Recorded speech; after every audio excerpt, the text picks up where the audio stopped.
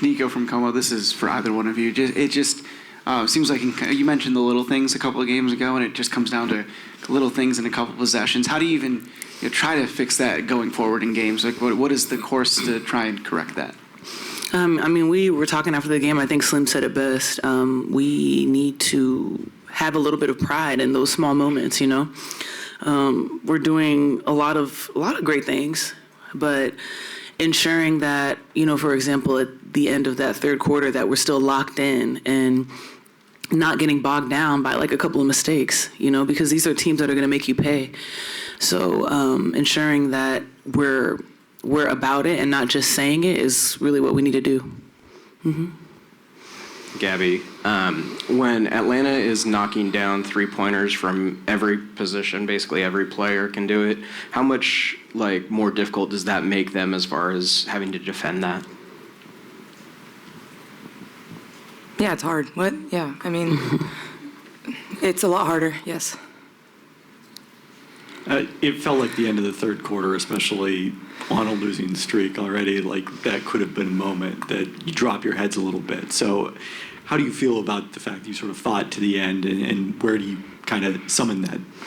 I think that's kind of, our identity recently is fighting back, but another part of our identity is putting ourselves in position to where we do need to do that. I think that even at the end of that third quarter, I think it's actually symbolic of how we react rather than respond. It's not just that those few minutes that came down to the game. It's like in the moment when we're making plays, and no game is perfect, and being able to kind of understand, okay, I could have done better here, move on, next play. That's the synapse that I don't think is really firing right now, that we know that we need to work on. Hey guys, so how hard was this game physically? It seems like they kind of loaded up down low every time you guys got to the rim. There was some contact. How hard was this game physically? I actually thought we handled the physicality of the game pretty well. I think let me see the rebound battle. Oh, well, that's it. They killed us in the rebound battle, but at halftime we were actually tied with rebounds. But I felt that our bigs were doing a great job. Jones and BG, they didn't really get that loose today. Even Nas didn't get really loose. It was more about the guard play. So I thought we handled the physicality well. I wish we just punished them more on the offensive side.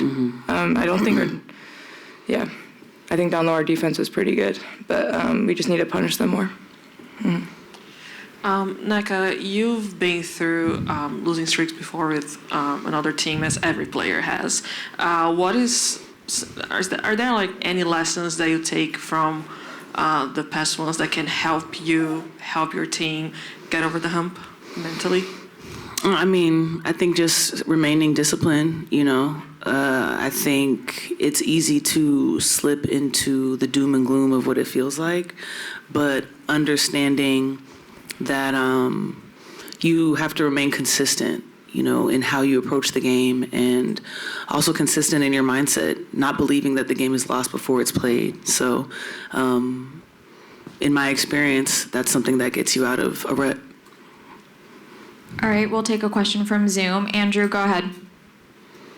Thanks a lot, as always. For you, Gabby, the team only had 6 turnovers, and as always, you were competitive and fought all the way to the end, where there's still no give up in this team. But you feel the 3-point battle and just the rebounding are still just the full weaknesses that you still have to work on as a team to just get back on track to being a contender.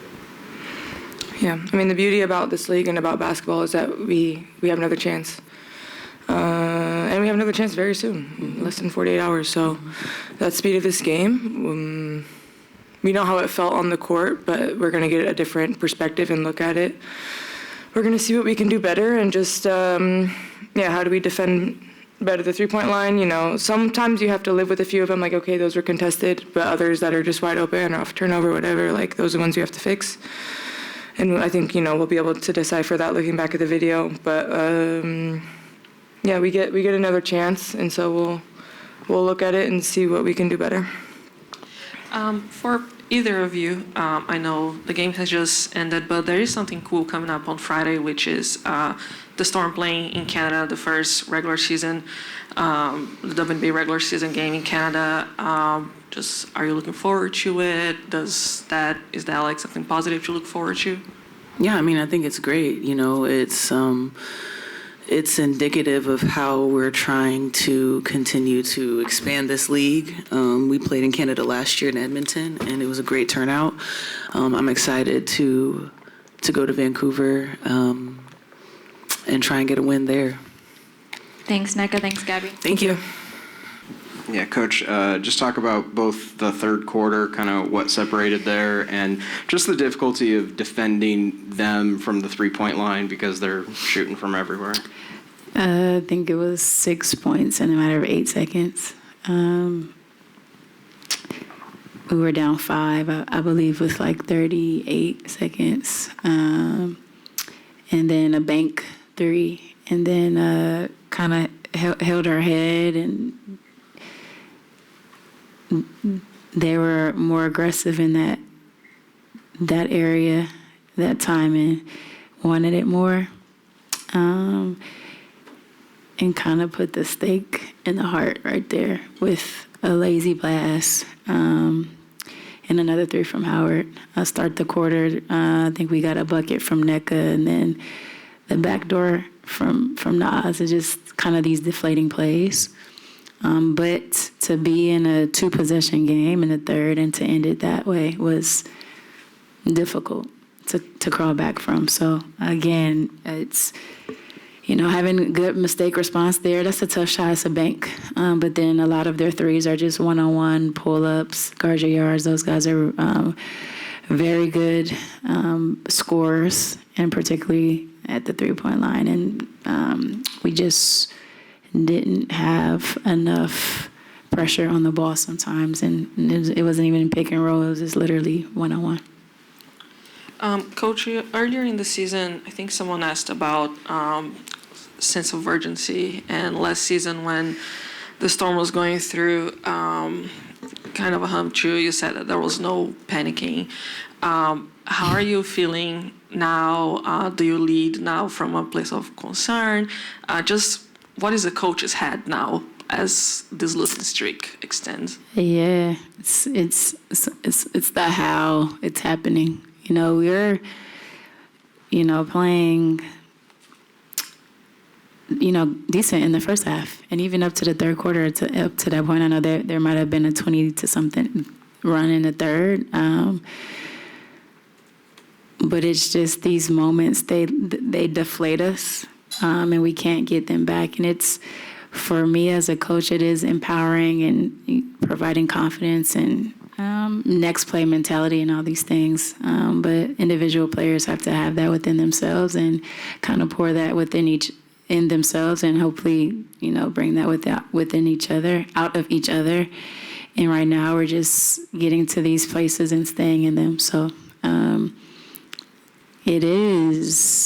time is running out, and my team knows it. And again, today I didn't want to put so much pressure on them, but they know the situation, and they understand the urgency that needs to happen. And we have to get over the hump of getting through these times within the games and getting past them and getting into next play mentality.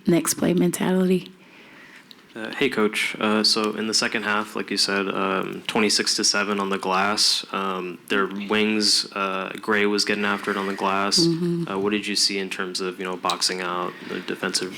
Yeah, I mean, I thought we did decent with our bigs and coverage, but their wings are super athletic. They put pressure on the rim, and if you don't, fundamentally check, then they're going to continue to pursue. We had a lot of misses as well, and so pursuing the defensive rebounds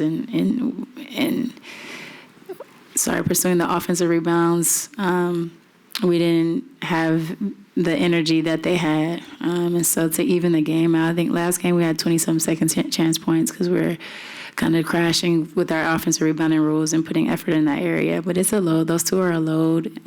Those bigs are a load. You have to kind of help box those bigs out, and in turn, if the guards are around, they're able to get some of those as well. So, just the effort and the energy level was better than ours.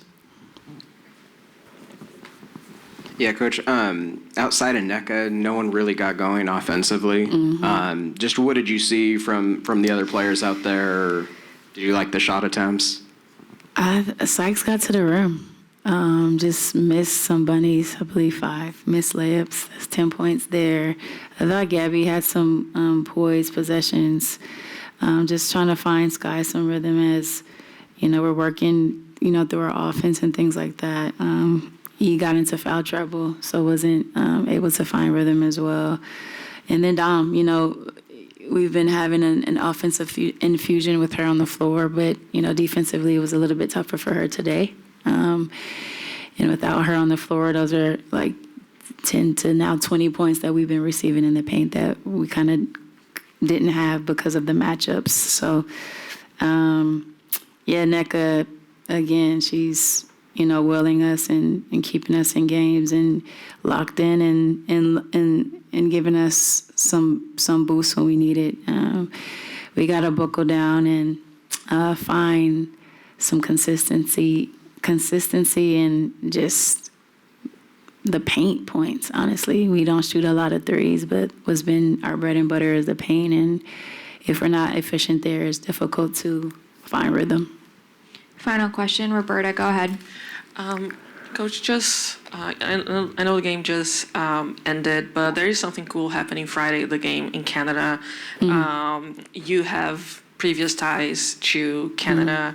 Just wanted to hear your thoughts on playing the first WNBA regular season game outside of the country. What do you know about Canadian fans and just the infusion of the league into international territory? Yeah, I think the last time we were in Canada for our preseason game, it was a sellout, 18 or 20,000, I don't know. The fans are showing up.